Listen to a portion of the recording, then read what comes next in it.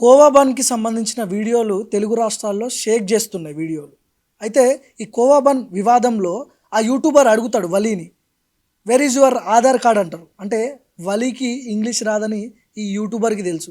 అదే ఇంగ్లీష్ వచ్చినోడితో ఇంగ్లీష్ మాట్లాడతాడా? Where is your Aadhaar card అని? వాడేమంటాడు అప్పుడు? Where is your journalism certificate అని అడుగుతాడు. Where is your ID card అని అడుగుతాడు. ఇంగ్లీష్ వచ్చినోడితో ఇంగ్లీష్ మాట్లాడలేరు కాబట్టి, వలీకి చదువు రాదు కాబట్టి, వలీని where is your Aadhaar card అని చెప్పి ఈయన లండన్‌లో, అమెరికాలో పుట్టినట్టు ఇంగ్లీష్‌లో మాట్లాడతాడు. అయితే అసలు ఈ యూట్యూబర్ అని ఎందుకు మెన్షన్ చేస్తున్నా అంటే, వీళ్ళు జర్నలిస్టులే కాదు అసలు. జర్నలిస్టులే కాదు, జర్నలిస్టుల ముసుగులో ఉన్నటువంటి ఈరోజు గుంపులు గుంపులుగా తిరుగుతున్నటువంటి కొంతమంది జర్నలిజం పేరు మీద దందాలు పెద్ద ఎత్తున చేస్తున్నారు. మేము జర్నలిస్టులం అని చెప్పడం, పోలీసులను బెదిరించడం, ఇట్లాంటి చిరు వ్యాపారులను బెదిరించడం. అసలైన జర్నలిస్టుల మనోభావాలు దెబ్బతింటున్నాయి వీళ్ళ వల్ల. అయితే ఆయన అడుగుతాడు, మీకు పర్మిషన్ ఎవరు ఇచ్చారు ఇక్కడ రావడానికి అని చెప్పి ఆ యూట్యూబర్ అడుగుతాడు. పర్మిషన్ ఎందుకు? మేడారం జాతరలో బండ్లు అమ్ముకోవడానికి పర్మిషన్ కావాలా? పర్మిషన్ ఎవరు ఇస్తారు అసలు? మేడారం జాతరలోనే కాదు, ఏ జాతర జరిగినా, ఏ డివోషనల్కి సంబంధించిన జాతరలు జరిగినా కూడా 99% ఏ పర్మిషన్ లేకుండానే అక్కడ వాళ్ళు బిజినెస్ చేస్తుంటారు. ఎవరికి లైసెన్సులు కూడా ఉండవు. అట్లని లైసెన్స్ తీసుకోవాల్సిన అవసరం లేదు. అయితే ఈ చిన్న వ్యాపారిని పట్టుకొని ఎందుకంత దమ్దం చేయాల్సి వచ్చింది యూట్యూబర్లు? ఓన్లీ వ్యూస్ కోసమే, గుర్తుపెట్టుకోండి, ఓన్లీ వ్యూస్ కోసమే. అంటే కేవలం ఒక మైనార్టీకి సంబంధించిన వ్యక్తి అక్కడ బండ్లు అమ్ముకోవడం వల్లనే ఫుడ్ జిహాదీ అనే పేరు వచ్చిందా?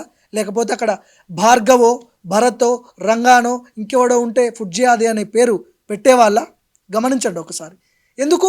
సెక్యులర్ దేశం అని చెప్పుకుంటాం కదా మనం, ఇదేనా సెక్యులర్ దేశం?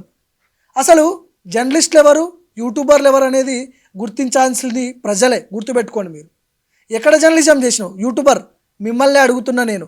తేజస్వి మీడియా, తేజస్వి న్యూస్ యూట్యూబర్ని అడుగుతున్నా నేను. ఎక్కడ జర్నలిజం చేసినావు నువ్వు? ఎన్ని సంవత్సరాలు మెయిన్ స్ట్రీమ్ మీడియాలో పనిచేసినావు నువ్వు? నీ ఎక్స్పీరియన్స్ ఎంత? నువ్వు జర్నలిస్టులు పెట్టయితావు. పాపం ఇంకో వీడియో కూడా చూసిన నేను, దాన్ని చాలా కలిసి వేసింది నాకు. అది చూస్తే ఆ బండ్లు అమ్ముకునే వ్యక్తి దగ్గరికి వెళ్ళి ఇట్లా బండ్ ప్యాకెట్ చూపించుకుంటా ఎక్స్పైరీ డేట్ ఎక్కడుంది దీని మీద అని చెప్పి ఇట్లా తీస్తున్న క్రమంలో 2-3 బండ్ ప్యాకెట్లు కింద పడతాయి. కింద పడుతుంటే ఆ బండ్లు అమ్ముకునే వ్యక్తి, పాపం ఆజాద్ అనుకుంటా ఆయన పేరు, ఆయన, ఈ యూట్యూబర్ ఏమో బండ్ ప్యాకెట్లు కింద పడేస్తుంటాడు, ఆయనేమో పాపం కింద పడ్డ బండ్ ప్యాకెట్లు తీసి బండి మీద పెడుతుంటాడు.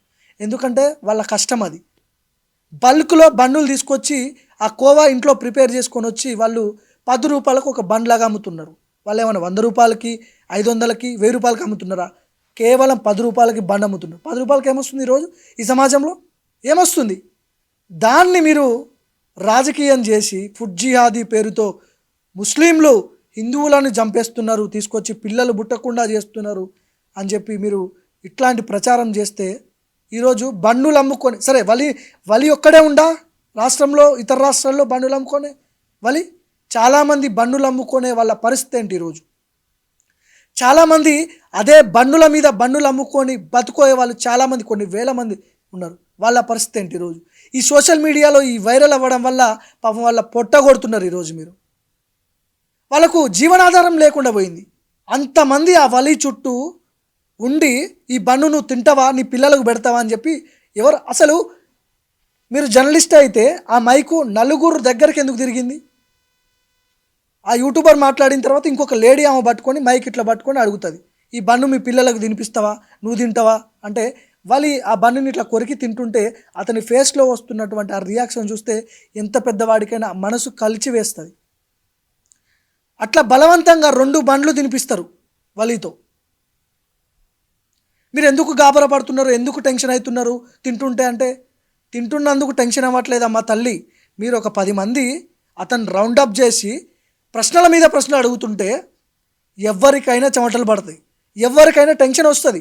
అందులో భాగంగా టెన్షన్ వచ్చింది తప్ప మీరేదో పెద్ద గొప్ప పని చేసినందుకు అసలు మీరు నిర్ధారించింది ఏంది?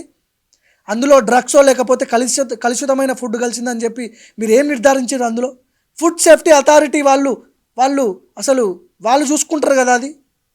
సరే, నువ్వు ప్రజలు, నీకు అడిగే హక్కు ఉన్నప్పటికీ కూడా నువ్వు అడిగే విధానం ఏంది? నువ్వు కర్ర పట్టుకొని చెప్తావా సస్తావా అన్నట్లుంది మీ క్వశ్చన్లు.